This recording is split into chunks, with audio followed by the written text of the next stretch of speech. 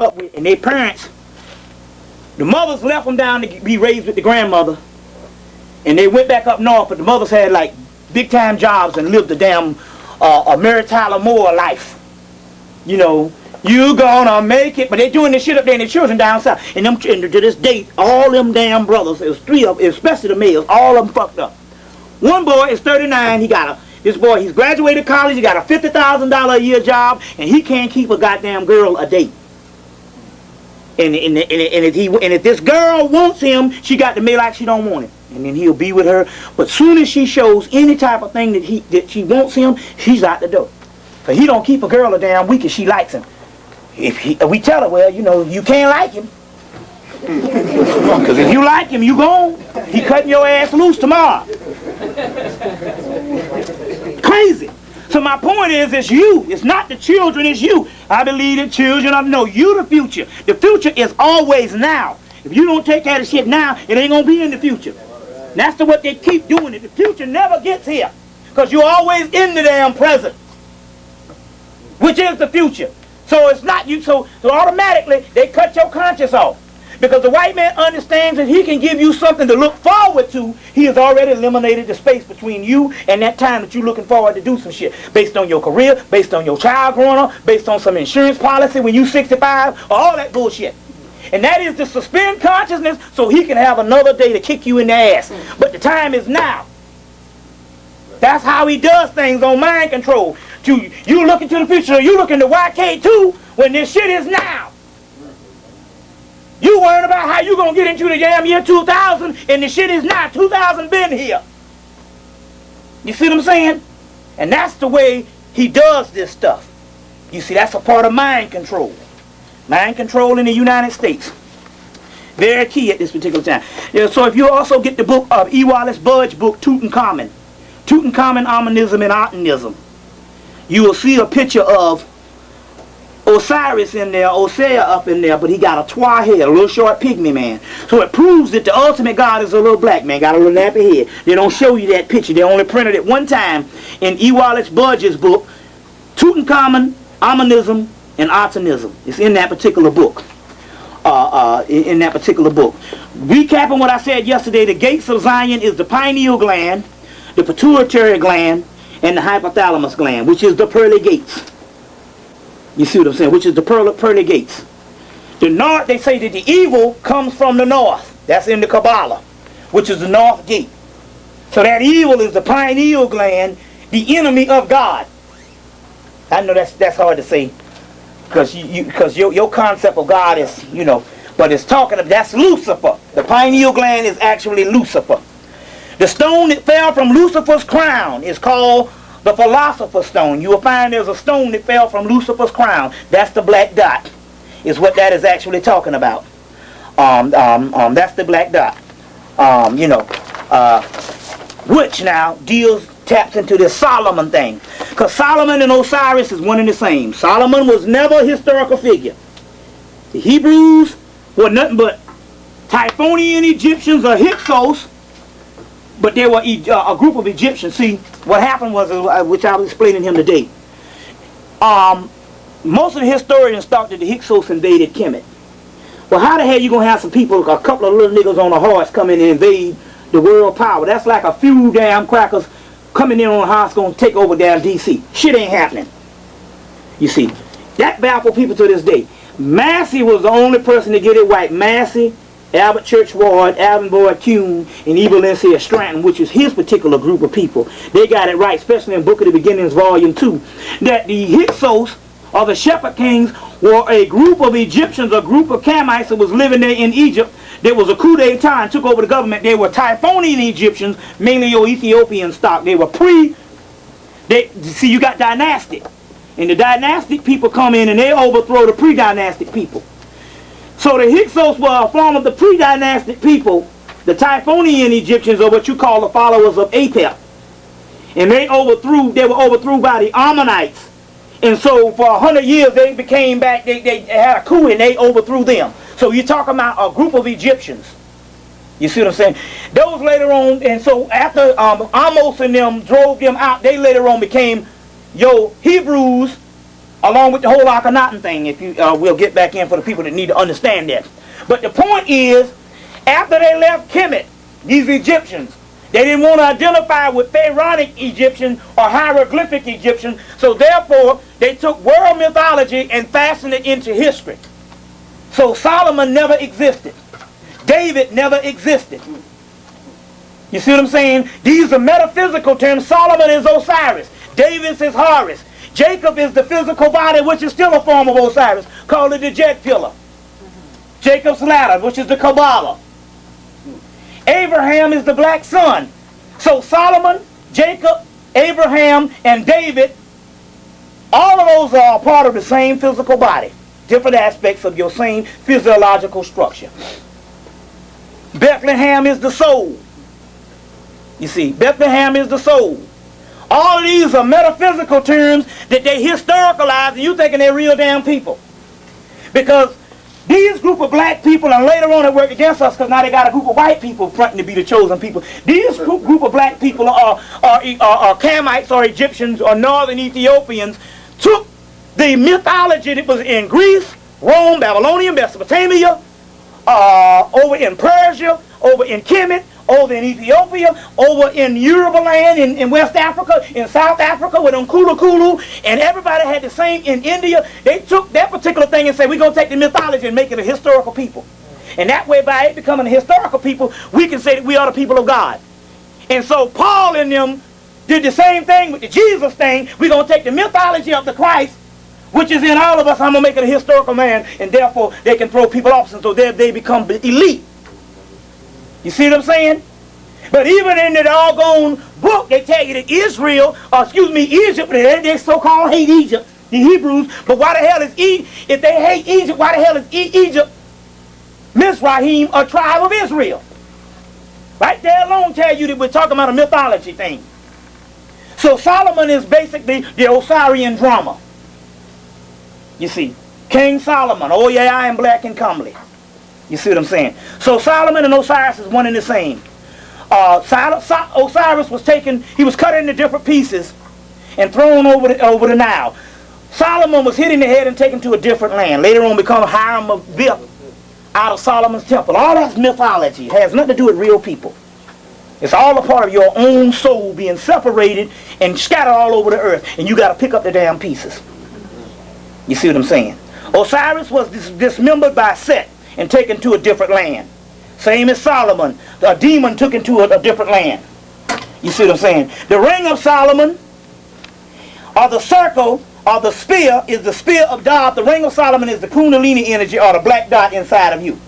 It's the ring of Solomon. It's a circle. And that particular circle has, that Solomon circle, or that ring of Solomon, is also the 12 signs of the damn zodiac. But the 12 signs of the zodiac is inside of you. That's 12 particular parts of consciousness that's inside of you. The 13th part of the consciousness is the dot inside of the circle. So if you take the circle, the ring of Solomon, and you've seen this, the spirit, you'll see the spirit and you'll see the dot. And if you take it and do it 12 times, you get the zodiac. You see what I'm saying? The dot in the circle is the centerpiece, which is the 13, which is Christ in the 12 disciples. You see, 12 seasons of the year, but those particular cycles are different archetypes of consciousness, archetypes of the collective unconsciousness. So you all the signs. Someone say, what sign are you? I said, well, I've mastered that shit. I'm Gemini, I'm all that shit. Because I'm above the damn sign. I'm right here in the motherfucking circle. And how do you get in this circle? Just realize there is a damn circle and you bypass the shit. It's all based on thought. You see what I'm saying? So they say, you know, you're Sagittarius. No, I say, I transcended that shit. I'm all that shit. I might be any of these bastards in any given hour. You see what I'm saying? But I'm not schizophrenic no more. I'm right here in the circle. And that's the Christ. That's the ring of Solomon.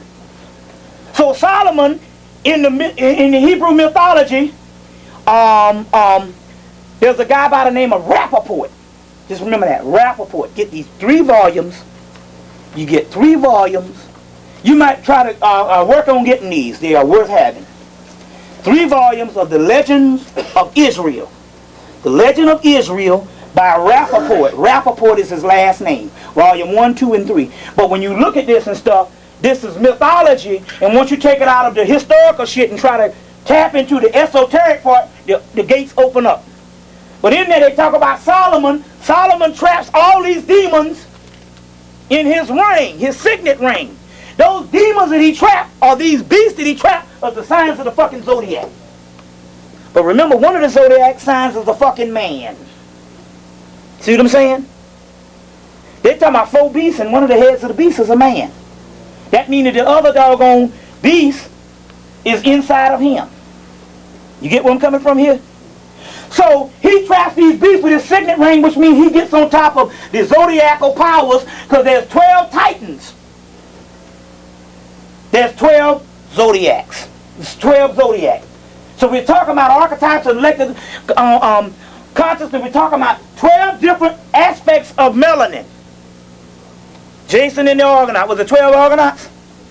Yeah, because they take them and put them on a boat. Which is also, the Jason and the Argonauts is also, you will see the netters, the Egyptian netters in the boats. That's nothing but different aspects of the same damn consciousness. Because a circle is also called what?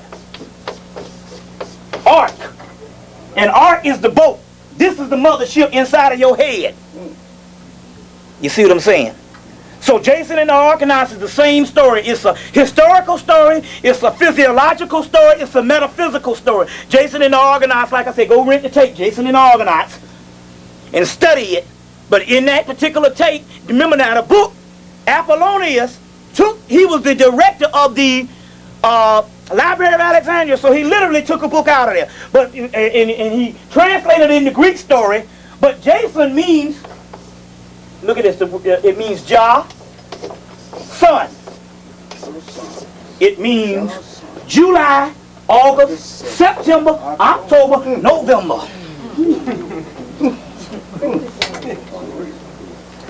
Metaphysical. You see what I'm saying? Teach. You see. This is the key to this shit. Now, so Solomon traps these demons in his signet ring. You see what I'm saying? But it means, so Solomon, once he traps these demons work for him. These demons are called Goetia. Now I gave you a paper the other night, the people that want to get this after the thing. There's 72 demons of Goetia. These are the demons. You call on any of these motherfuckers and tell them, look, I don't want no bullshit happening. This is the power. You really working with some stuff now, and the cracker will run from your ass. This is your power. These demons of Goetia, that's the demons of melody. You got 7 chakras. You got 7 chakras. 1, 2, 3, 4, 5, 6, 7. 7 chakras. The 7th chakra being the brow chakra, or the kundalini, or the third eye. With inside of the third eye melanin, there's 72 other chakras. There's 72 Goetic demons, or 72 sons of Ptah. So inside of your third eye is 72 other chakras. Okay? Those 72 other chakras are these seals. Each seal is a chakra. Each seal is a universe. So there's 72 chakras inside of the third eye, which is the ring of Solomon. Those 72 demons, or they called daemons of Goetia, sits over a legion of 30 to 40 other demons, or army motherfuckers ready to kick ass. But in the encyclopedia, the word legion means 10,000. So if there's 40 legions, there's 40 times 10,000. So we're talking about a damn army of God inside of you that's ready to kill somebody. And we're talking about at least numbering millions. Tens of millions. You see what I'm saying? Because they might have chakras inside of them. This is what the cracker knows. It's all in the movie Spawn. Go see the movie Spawn. Rent the movie Spawn. He was supposed to get his demons from hell. climb up to heaven's gate and tear down heaven's gate. But the white man come up in there and fooled his ass and told him, no, you got to turn to the light. Not the clown, it was another guy. The clown was a legba. The clown was the trickster. The clown was the devil. Telling him, look, man, it's time to get it on. But the white man come up in there and say, no, every so many years we got to come and we got to, you know, a new person got to come and do this thing and turn to the light. So this motherfucker, the effects from his side of getting the damn army of Satan, which was these black shadow figures of melanin, because the word shaitan is another word for melanin, Satan. Satan, melanin, one and the same. It's called a shadow. The shadow of God. Yo, do I work through the shadow of the valley of death. Anyway, he was supposed to get his demons, his legions of 10,000, but the white man came and fooled him, and he turned to a damn light and start working for the other motherfucking side. The same damn side that killed his ass, whether he know it or not. But anyway, they changed the stuff all around. You see, they were talking about this, so they made a movie to make sure that they train you not to turn to yourself. That's why they put out the Star Wars thing again. Say, don't turn to the dark side. That's the shadow realm, the melanin realm. Called melancholy, the shadow, the negrito in alchemy. You see what I'm saying? The Saul Niger or the Saul nigger, blackening stage, melanin, the substantia nigra.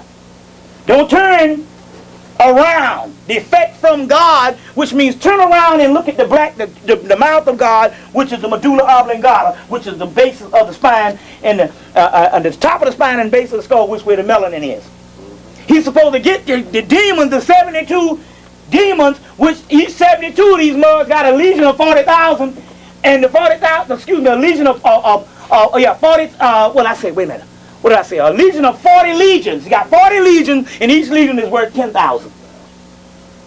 And he's supposed to get that, tap into that and get that, but he changed it, and they fooled his ass. You see what I'm saying? That's what the Goetia is, and this is the breakdown of the melanin and what the actual melanin is. These daemons. You see what I'm saying? Which later on was degenerated into demon. There's a book called Daemonic Reality. Daemonic Reality. It explains all of this on what this whole daemon thing is. The word agos daemon is Tahuti, which also equals melanin. There's 72 demons of Goetia, having 50 to 60 other demons of melanin, as well as 10,000 legions, because a legion means 10,000. A legion means 10,000. And that's what we're dealing with the whole Solomon thing, which is nothing but Osiris and the energy of Osiris. And the energy of Osiris. This is the Goetia of Solomon the king. But the problem is you get this and you try to work the magic. See, what's happening is the reason why the government is putting out all this magic shit, because it don't work no more. See, the cycle is gone now. A lot of this magic stuff, other than a few things that you can do, they don't work anymore. That's why I told you, where's that book? You got it up here. Oh, I got it up here then. Yeah, okay, I think I put it in here. That's why, wait a minute. It's on the table. Yeah, it should be here it is. That's why this one is one of the better ones. This book here, The Magician, Studies in Effective Magic by Philip Cooper. Because in here, see, a lot of the magic stuff don't work. That's why they putting all this shit in. You can go to a regular bookstore and buy all that magic. It don't work now because the cycle, a lot of stuff was for another cycle. That cycle has changed now. Now, the magic is supposed to be mental power, where you're supposed to not do a practical application, but you're supposed to will this shit in the mind. So they putting out all of this type of stuff. So when you go back, you be doing these little rituals and shit, and you ain't getting nothing. The key is just to study this to get a affirmation of what your own powers are. So it's like a case study. So you can look at the text and actually see the power in it. So it's more of a study than it is a practical application. That's why they started letting all that shit out. Don't let them fool you. If this shit was dangerous, the white ball wouldn't let it out.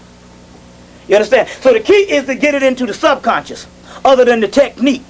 So in the book, I want to read it to you. This book here deals with the subconscious. On page 2, Philip Cooper's book, Magic, A Study in Effective Magic.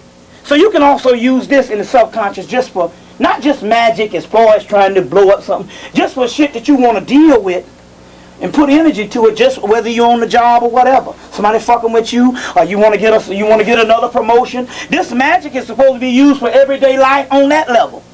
So therefore, you use it and you will it, and they got to give it to you. You understand what I'm saying? So he goes into the science and he said, well, let me give you a few exercises at the end just to build a psychic laboratory. So he's not necessarily saying you get into all the ritual and all that stuff. He's saying we just give you these exercises so you can know the power of your own mind. But it says, page 2, the subconscious mind is a powerhouse which is inside of you. Anytime you hear the word subconscious, that means melanin. Dreamland. The subconscious mind is a powerhouse. It creates around us all that it believes to be true, according to the instructions we give it. So if you believe that the white man is God, until you get that shit out of your mind, he gonna be God. And your shit gonna be less. Because your subconscious it's a cosmic computer. And it's only gonna deal with what you tell it. So if you don't change your thinking, you don't get it. You get how this shit goes. That's how the world is. The melanin is called the shadow, and the shadow is what? A reflection. It's only a reflection of what your conscience gives it. So I told you I bypassed some other damn zodiacs and shit because I told myself, hey, I'm the shit. You see? That's confidence. You see what I'm coming from? So, the subconscious mind is a powerhouse. It creates to you, all around you, what it believes to be true. So whatever it believes to be true, that's what it's going to deal with. According to the instructions you give it. Everything around you and everything that has been attracted to you is like a magnet. It is impossible to stop this creation process. Even when you leave the earth, it will continue, it will carry on creating for you and serving you. So that's why I was saying, that's what I'm saying about this libation and all that shit. You got to get on top of that because this is your own subconscious that you're dealing with. And we are at a war to regain our consciousness. They tell you in doom, what do they tell you in doom? The sleeper must awake. The sleeper must awake. He must take the water of life. The water is called your subconscious. It's called the wave, the ocean. That's a Leviathan, your subconscious. So even after you leave, it keeps on serving you. For this purpose, to attract to you all what you need. It does not reason. It just accepts instructions that are believed to be in your best interest. Before it will change its created pattern, it has to conceive the new instructions to be valid. This is where the will and the conscious mind comes into picture. And what this means is, the white boy is giving you his reality, his computer. And no matter how much you quote it and say that the black man is this and the black woman is this and I'm the God is this and I'm all that, until you get it out of the subconscious, you still a goddamn slave. You get where I'm coming from here? Because the subconscious does not reason. It only accepts what you're giving it. And you might be giving your consciousness, giving it all this shit here, but you're giving your subconscious the same old bullshit that you grew up with. Well, let's go and see what he says about that. This is an awesome book. Because they got some of these books on this magic stuff. But a lot of these people, they're writing this shit because the X-Files is out. So shit, this new age man is hot. So they got to make books to make money. And the Llewellyn and all these people is telling them, hey, we need people to come in. So they write a whole lot of bullshit. They don't even know what they're talking about. But every now and then you get a person that has studied and he know what the deal is. And he can cut through all the complicated stuff. And that's when a person really knows when he can simplify stuff. So this particular book here is one of the better books out of all that stuff. And at this particular time, it's probably the only one you need on magic because you're trying to deal with the subconscious other than a whole lot of ritual. You see what I'm coming from here? Now I want to read something to you here. Look, the chapter on the magical mind. Let me see, hold on. The magical mind, page 35. Y'all all right? Yeah. Listen. Okay. Before moving, so he's saying that in actuality, this subconscious has to deal with everything, but what's happening is that somebody done gave you some facts in reality. Now look at this. Before moving to the ultimate power of the subconscious mind, we ought to spend a little time looking at what we call facts. Since your birth, much of what you know has been given to you by someone else. You see, your parents, your teacher, society, television, and so on. You have been given the facts, and your subconscious mind has been acting on these facts ever since. From now on, you must question these facts to say if they are indeed really true, or to see if they, if they are indeed really true, or most important, if they are true for you. Because what's the white man's truth for him and works for him might not be for you. You see, as I have already mentioned, quite widely known that your character is modeled the first 2 years of your life. From then on, you are set in your ways. Do you remember the idea that I have given in chapter 1 on the traditional lines of thinking? And it goes on to say that basically it's all based on all this particular stuff. And here's one: even if you are not a Christian, as I am not, you still have to conform to Christian ideas of dogma. You see, and now millions of laws that prop up the original 10 commandments. And there are still many things that you cannot do on Sunday. And if you go into court, you are expected to swear oath to a Christian Bible. So it goes into saying that this Christian church, like I was saying, all this shit here has got you locked down and fucked up in the mind. And even when we become Afrocentric in consciousness, we just change the damn deities, but we still look at them with a Judeo-Christian and even Islamic view. Because there's also an esoteric Islam, and that shit'll bound down to our lives bullshit to another form of slavery. Like Dr. Ben said, you jumping from the pot to the goddamn frying pan. Either way, you're going to get burnt anyway. Because there's always the esoteric counterpart. There's Sufism, which is the real shit. And Islam come from some Persian shit called Ismailianism. You see what I'm saying? You don't know nothing about that, because see, that's the shit that they got up in Princeton that they hide from your ass. But if you go to Barnes and Nobles, or if you can order them and look at the Ernos papers, they call some books put out, edited by Joseph Campbell. And they call it Ernos papers. And one of the writers is dealing with the real Sufism is called Henry Corbin, if you want to get real Sufism. And there's a whole shit on there on Ismailianism, and that's where Islam comes from. It's type Ernos papers. Also, the Persian is nothing but Cushite Arabian from Ethiopian Arabia, Cushite and Persia, same black people, and that's your Sufism. Muhammad and shit was just taught the esoteric thing and stuff based on to teach a savage white Arab. You see what I'm saying? By Bilal. So the religion is a Bilalian invention. He didn't know how to read all right, so he didn't know motherfucker whispered in. Even if a person whispered in his ear, he couldn't write the shit down. It was Bilal that wrote the fucking Quran. You see what I'm saying? Wrote the Quran. So we're talking about these facts and this blueprint. So this particular thing here, so the Goetia, you just get this as a case study to understand the seals and the chakras and all that type of thing. Because they also talk about Leviathan. They're going to break the heads of Leviathan in Isaiah. Those heads are these seals.